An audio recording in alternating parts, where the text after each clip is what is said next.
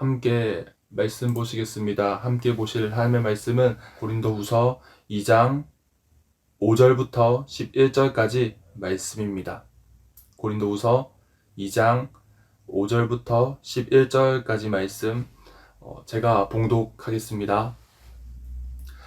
근심하게 한 자가 있었을지라도 나를 근심하게 한 것이 아니요 어느 정도 너희 모두를 근심하게 한 것이니 어느 정도라 함은 내가 너무 지나치게 말하지 아니하려 함이라. 이러한 사람은 많은 사람에게서 벌 받는 것이 마땅하도다. 그런즉 너희는 차라리 그를 용서하고 위로할 것이니 그가 너무 많은 근심에 잠길까 두려워하노라.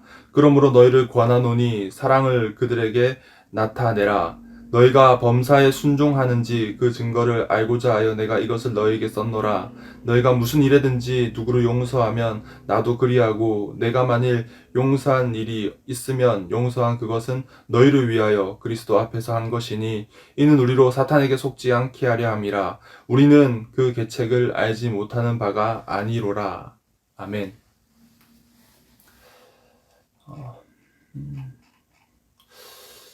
우리는 건강한 교회를 이야기할 때 몇 가지 특징으로 그 교회가 건강한지 그렇지 않은지 확인합니다. 건강한 교회의 특징으로 주로 언급되는 것은 바른 말씀의 선포 그리고 성례와 권징입니다. 먼저는 교회에 바른 말씀이 선포되어야 합니다. 하나님의 말씀이 바르게 선포되어야 교회가 바르게 세워질 수 있습니다. 그리고 그 다음으로 성례와 권징이 제대로 시행되어야 합니다. 성례는 곧 세례와 성만찬 등 주님께서 친히 행하시고 명하신 예식을 말합니다. 권징은 흔히 우리 잘못된 것을 징계하는 것만으로 생각하기 쉬운데 그렇지가 않습니다. 본래 권징은 권할 권과 징계할 징이 합쳐진 말로써 착한 것을 권하고 악한 일을 징계한다라는 말입니다. 잘못된 것을 징계하는 것으로 끝나는 것이 아니라 바른 길로 나아갈 수 있게끔 선한 것을 권하는 것까지가 그 권징이란 말의 의미입니다. 바른 말씀의 선포, 그리고 성례, 그리고 마지막으로 권징, 이것들을 통해서 우리 교회가 건강한 교회인지 그렇지 않은지 구분할 수 있습니다. 특별히 오늘 말씀에서는 이 세 가지 내용 중에서 권징에 대해서 바울이 자세히 설명하고 있습니다. 고린도 교회에 권징이 있었고 이 권징으로 인하여서 많은 사람들 마음에 근심이 생깁니다. 바울은 바른 권징의 시행으로 인하여서 어느 정도 안심하였지만은 이 권징을 받은 사람이 지나치게 슬퍼하여서 또 주위 사람들이 이로 인하여서 힘들어하여서 사탄이 혹 그 틈을 노리지 않을까 염려를 하게 됩니다. 그래서 고린도 교회 성도들에게 근심하게 한 그 사람을 사랑으로 용서하고 품으라고, 그래서 사탄이 노리는 이 틈이 생기지 않도록 힘쓰라고 지금 성도들한테 권면하고 있는 것입니다. 우리 5절을 함께 보시겠습니다. 제가 읽어드리겠습니다. 근심하게 한 자가 있었을지라도 나를 근심하게 한 것이 아니요 어느 정도 너희 모두를 근심하게 한 것이니 어느 정도라 함은 내가 너무 지나치게 말하지 아니하려 함이라. 아멘. 바울의 말을 보면은 근심하게 한 자로 인해서 고린도 교회 성도들 모두가 근심하고 있음을 확인할 수 있습니다. 그리고 바울의 표현만 본다면은 바울이 이 일로 인해서 전혀 근심을 하지 않는 것처럼 보일 수도 있습니다. 그런데 바울이 고린도 교회 성도들을 생각하면서 이 편지를 썼다는 것 자체가 바울이 이 일로 어느 정도 근심을 했다는 것으로 확인할 수 있습니다. 따라서 5절을 이해할 때 바울이 이 일로 근심하지 않았다기보다는 고린도 교회 성도만큼은 아니지만은 그래도 어느 정도 영향을 받았다는 것을 확인할 수 있습니다. 6절을 보시면 바울은 이 사람이 권징받는 것이 마땅하다라고 말하고 있습니다. 이 사람이 무슨 잘못을 했는지는 모르지만은 마땅히 받아야 할 벌을 받은 것 같습니다. 그리고 앞서 말씀드린 대로 문제는 그 다음에 생깁니다. 징계를 받은 사람을 다시금 이제 용서하고 품어야 되는데 사실 그렇게 한다는 것이 정말로 쉬운 것이 아닙니다. 하지만 교회는 형제가 잘못을 한 사람이 진정으로 회개하고 죄에서 돌이켰다면은 용서하고 위로함을 통해서 하나님의 사랑을 나타낼 수 있어야 합니다. 앞서 말씀드린 대로 권징의 의미가 징계하는 것, 그것만을 의미하는 말이 아니기 때문입니다. 잘못을 바로잡고 교회의 덕을 세우며 범죄한 사람의 영적 유익과 회복을 목적으로 할 수 있어야 합니다.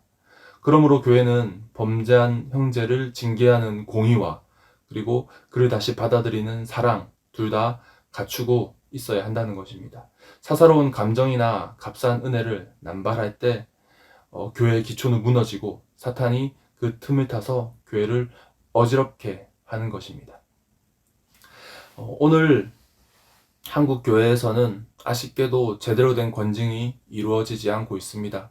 제대로 된 권징이 없기 때문에 오늘 말씀의 가르침이 어쩌면 쓸데없다라고 느낄 수도 있겠습니다. 그러나 주어진 상황 속에서 본 말씀의 원리는 우리가 받아들일 수 있습니다. 바로 공의와 사랑입니다. 바울은 고린도 교회가 건강하게 거룩하게 서 있기 위해서 범죄자를 합당히 징계하고 또 그리고 그 사람이 징계받은 후에 그 죄를 뉘우치고 회개한다면은 용서와 위로로 사랑을 나타내라고 권면하고 있습니다. 우리는 죄에 대해서 단호할 수 있어야 됩니다. 그러나 그 단호함이 죄인에게까지 그대로 적용되어서는 안 될 것입니다. 죄에 대해서는 우리가 민감하되 죄인에 대해서는 관대하고 너그러울 수 있어야 합니다. 비록 범죄한 자가 바울과 고린도 교회 전체를 근심에 빠뜨렸지만 그가 회개했기 때문에 다시 형제로 받아 주어야 합니다. 이처럼 우리 교회도 그렇게 할 수 있어야 합니다. 범죄한 사람이 잘못한 사람이 회개하고 돌이키고 그리고 용서를 구하기까지 하는데 여전히 범죄자로 낙인 찍어서는 안 됩니다. 반대로 범죄한 자가 돌이키기는커녕 잘못을 제대로 깨닫지도 못하는데 은혜라는 명분으로 그 죄를 덮어준다면은 교회의 기초부터 허물어지게 될 것입니다. 사탄이 그 틈을 타지 못하도록 교회는 항상 깨어서 공의와 사랑 위에 바르게 서 있어야 할 것입니다. 주님께서 세우신 교회를 공의와 사랑으로 든든하게 유지할 수 있도록 우리 부평의 모든 성도들이 힘쓸 수 있기를 소망합니다. 우리 모두가 죄에서는 단호할 수 있되 오히려 용서를 구하는 자에게는 우리가 더 적극적인 사랑으로 이들을 품어갈 수 있기를 소망합니다. 그래서 우리 부평교회가 하나님 보시기에 기뻐하는 교회로 아름다운 교회로 세워져 갈 수 있기를 간절히 소망합니다. 기도하겠습니다.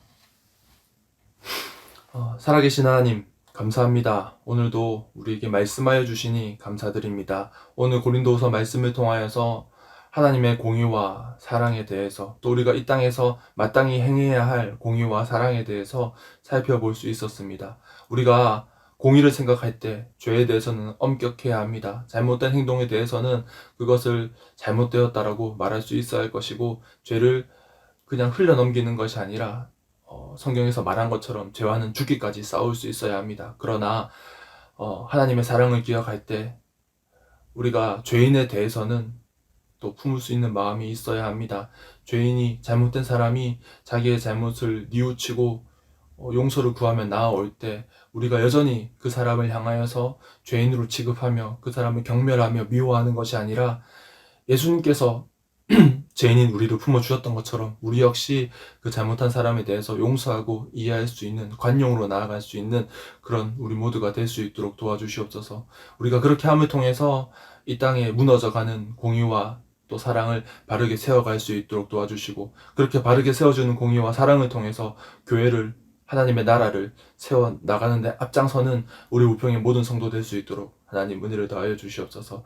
그렇게 하나님을 기쁘시게 하고 또 성도의 마음을 시원케 하는 우리 우평교회 될 수 있도록 하나님 인도하여 주시옵소서. 오늘 하루도 주님 앞에 바르게 살아가기로, 말씀대로 살아가기로 결단할 수 있는 부평의 모든 성도 될 수 있도록 도와주시옵소서.